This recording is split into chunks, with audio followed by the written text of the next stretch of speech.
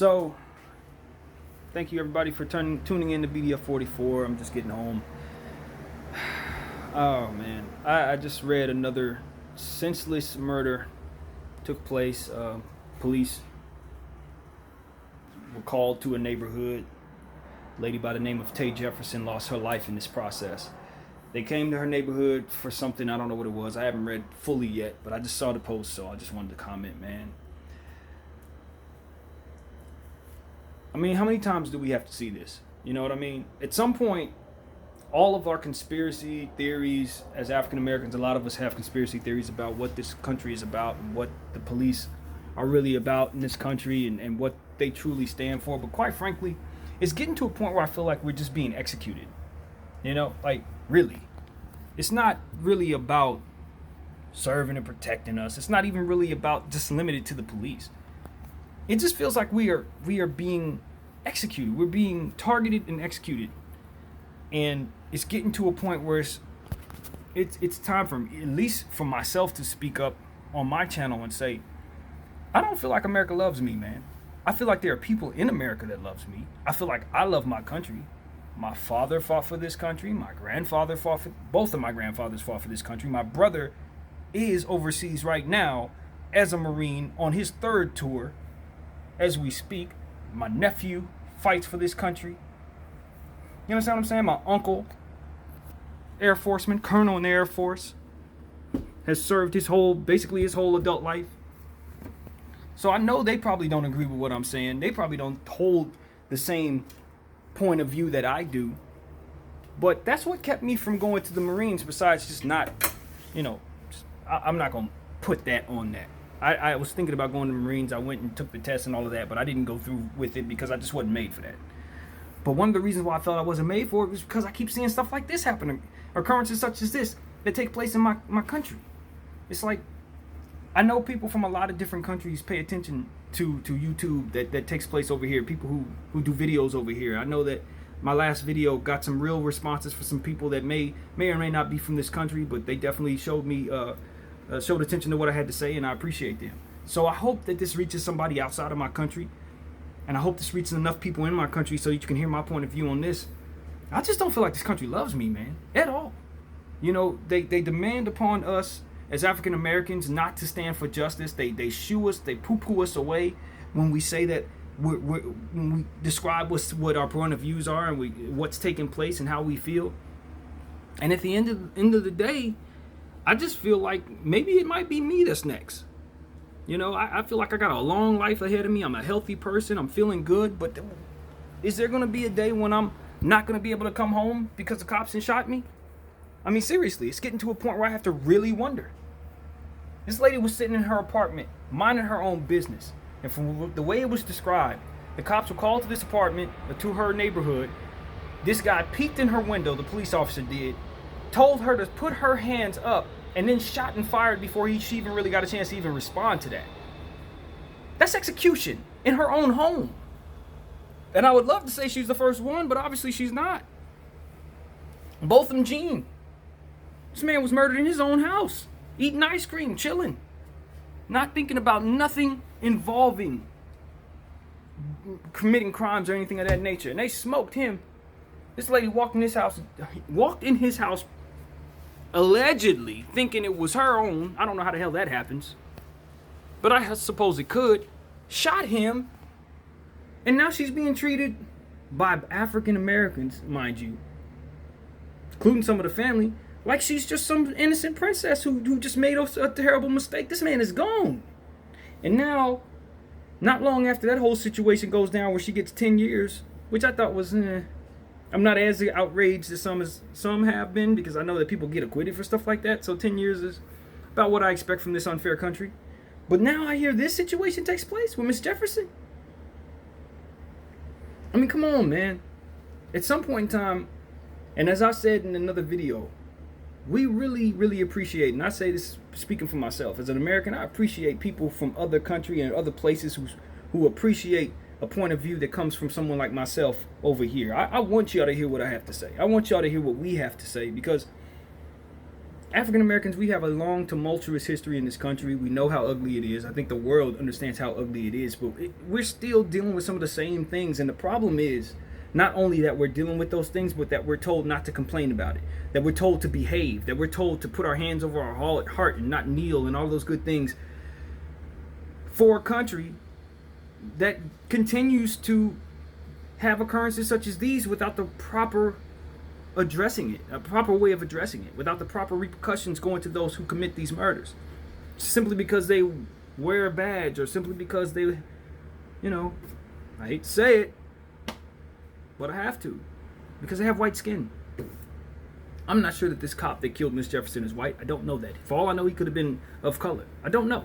But the point is, African Americans are losing their lives, and those who are standing up for it are being told to sit down and shut up.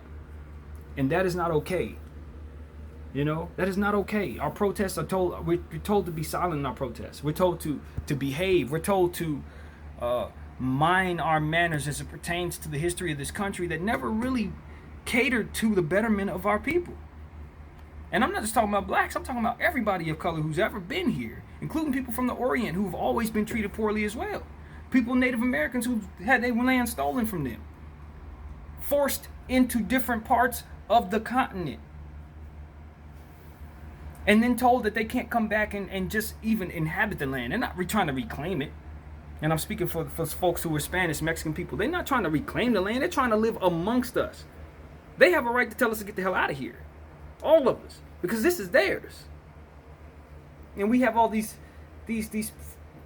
different facets of people who are basically saying, yo, we don't want them here. This is our land. Land you stole.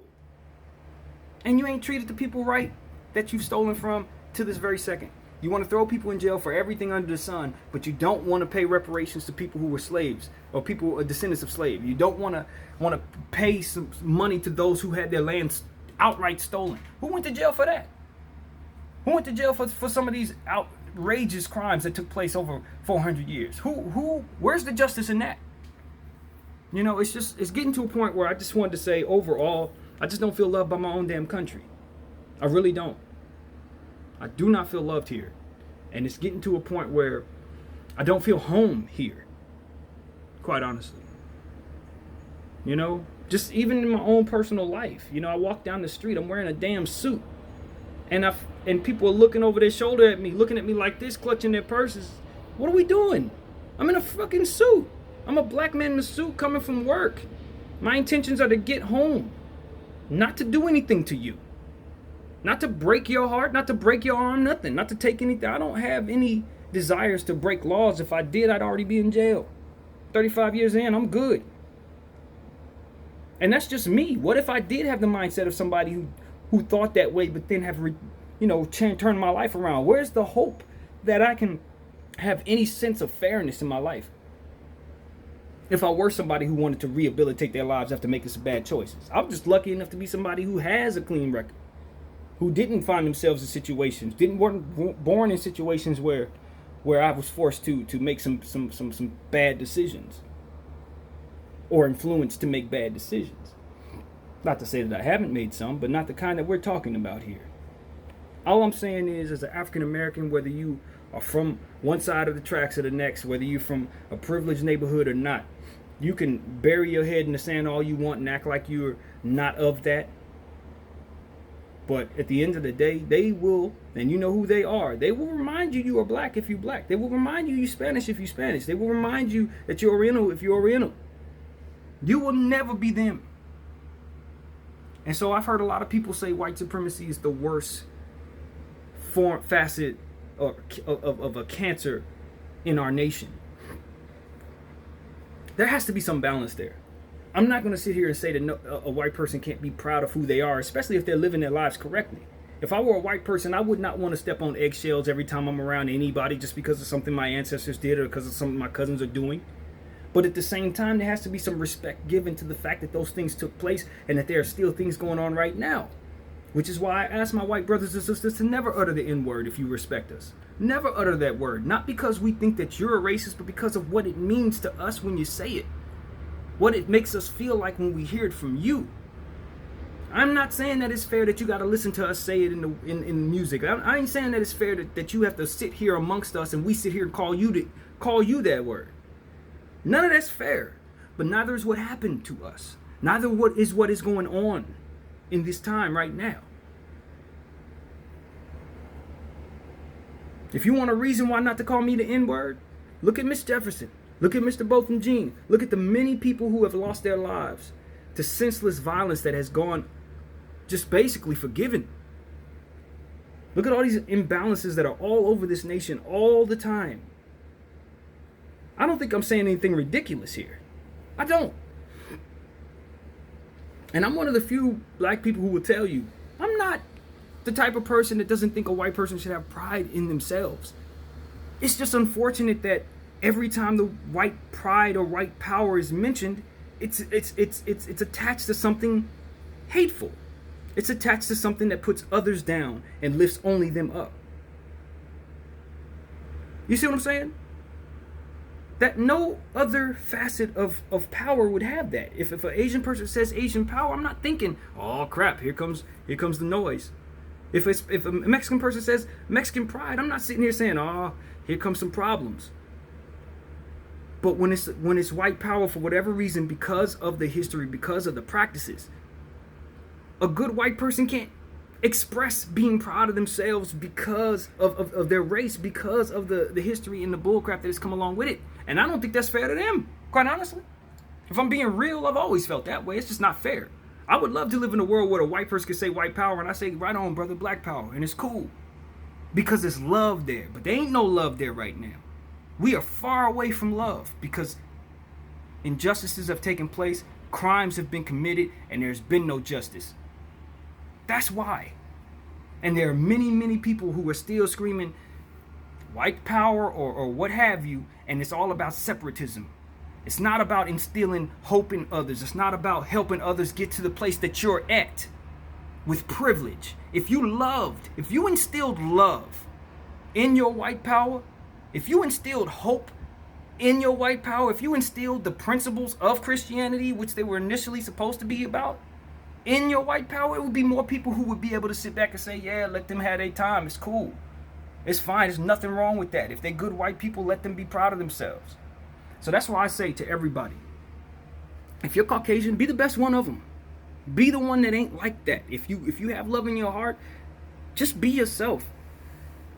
Because as a black person, I'm going to try to separate myself from anything negative that goes along in my race. If I can.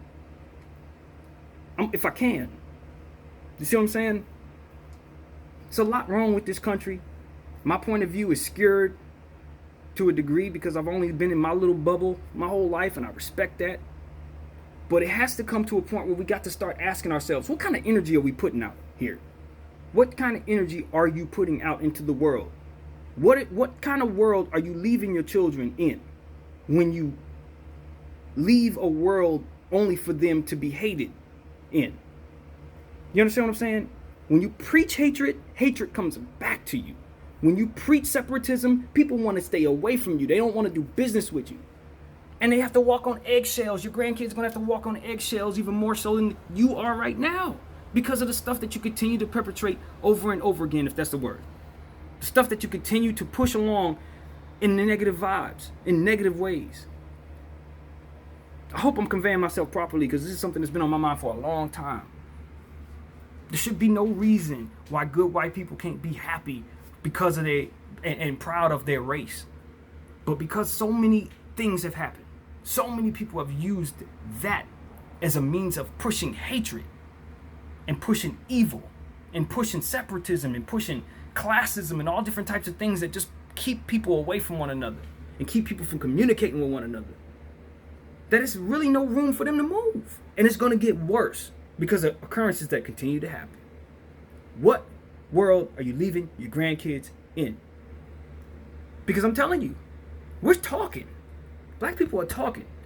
If this continues, just like Pac said, there are levels to this frustration here. I don't want it to get bad. I don't want it to get to a point where we're out in the street shooting at people that we don't know just because we can't stand them and so much has happened. But I'm telling you, people of color are running out of love for you. because of this stuff that continues to happen. The love is leaving our hearts. And I know you don't believe that it's even there, but believe me, if we didn't have love for y'all, we would already have been in that place I'm speaking of. We would already be going at y'all with all the hatred and all the force of violence that we could to protect ourselves from this nonsense. It can get worse, but it doesn't have to. It's time for good white folks to stand up and say, I'm proud of myself because I'm starting anew. I want to do something right. I want to stand up and say, I'm going to help others empower themselves. I don't believe in white supremacy because nobody is able to flourish in a future where only one person succeeds. You understand what I'm saying? No one can flourish. Supremacy of any kind is bad because it keeps others down. Simple as that. You cannot live in a world comfortably where some people are getting a lot and everybody's getting only so much, but so much. That's not good, man. That's not good. And I really, really want better for this land, man. I want better for this land. I shouldn't have to feel like I gotta leave this place to find peace and respect for my skin color, for my purpose, for who I am. But it's getting to a point where I feel like I may have to. Do I want my kids to be raised in a world where a cop can just walk up to their window and blow their head off? No. There's got to be something better out there, man. There's got to be something better. So for those of us who are praying people, I ask that you pray for this nation. I ask that you pray for each and every soul here. Because even though we don't have it as bad as some, we got it bad enough to where it's going to get worse if things don't get better quickly. If people don't start turning their lives around, turning their hearts around, and turning their practices around, and divvying out some of that power that you got, and some of that privilege that you got. The balance is the key. Balance. Without balance, we tip and fall, baby. It's a bottom line. And it's never been practiced in this country properly. Balance. That's all I gotta say, man. I hope I convey myself properly. I use slang and things like that. I would love to be more articulate, but this is the way I have it. This is the way I give it to you today, man.